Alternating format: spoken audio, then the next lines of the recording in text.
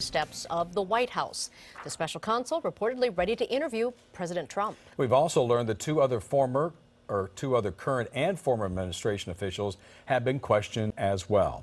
KIC 9 political reporter Dave Bryan has the late details tonight on the story. Dave? And when you're talking about interviewing the president, you get the feeling this is headed toward a final resolution. Could be wrong, but it looks that way right now. New reports tonight indicate the special counsel Robert Mueller is taking steps to interview President Trump in a few weeks about the ouster of one of the nation's most powerful law enforcement officials and one of the president's most important advisors. It may be a sign that the probe is now moving into the home stretch. The Washington Post reports the special counsel wants to ask President Trump about the decision to fire National Security Advisor Michael Flynn and FBI Director James Comey, according to two people familiar with his plans. The Post says counsel Robert Mueller's focus on Flynn and Comey's firings indicates he wants to find out if the president or others around him were trying to interfere in the special counsel investigation.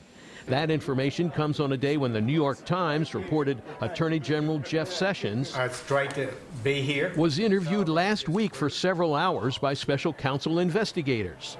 He's the first Trump cabinet member to be questioned as part of the investigation. President Trump asked today if he had spoken to Sessions about it. I didn't, but I'm not at all concerned. I made a list of about 8 things that I think if I were Mueller, I'd want to speak to Sessions about, and obstruction surely is one of them. And perhaps foremost among them, how did it come to pass that Comey was asked for loyalty? How did it come to pass that Comey was fired? And speaking of Comey, the New York Times first reported the former FBI director was interviewed by the special counsel's office as well last December. CBS News quotes sources as saying Comey shared notes he took of conversations he had with President Trump before he was fired, about how Trump sought his loyalty, and about how the president explored the possibility of ending what was then a pending investigation into former National Security Advisor Michael Flynn. President Trump has denied Comey's account of their conversations. There was no collusion. There's nothing to it. We're ready to move on. And now CNN reports new questions are also being raised about whether the Trump administration interfered with law enforcement. Was FBI Director Christopher Wray pressured by Attorney General Sessions to make staff changes at the FBI senior level? It's one more example of this administration, the president and through his agent, the Attorney General, trying to interfere in the FBI's ability to follow the law. But President Trump denied a report that FBI Director Wray threatened to resign because of pressure from the administration to fire some officials. No, he didn't at all. He did not. He did not even a little bit. Nope.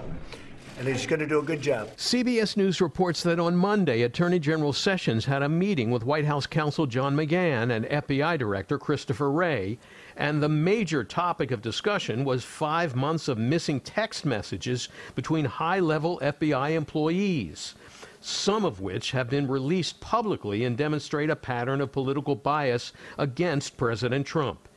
In a statement about the FBI, a White House spokesman said the president, quote, believes politically motivated senior leaders, including former Director Comey and others he empowered, have tainted the agency's reputation for unbiased pursuit of justice. And CBS News reports that at that meeting on Monday, Wray protested the pressure Sessions was applying on him to fire Deputy FBI Director Andrew McCabe because of the text scandal. Now, also tonight, the Washington Post is reporting that President Trump asked his acting FBI director during an Oval Office meeting whom he voted for in the 2016 presidential election. Meanwhile, a new poll by CNN tonight indicates nearly 80% of Americans say President Trump should testify under oath if asked to do so for the special counsel investigation. Jeff, back to you.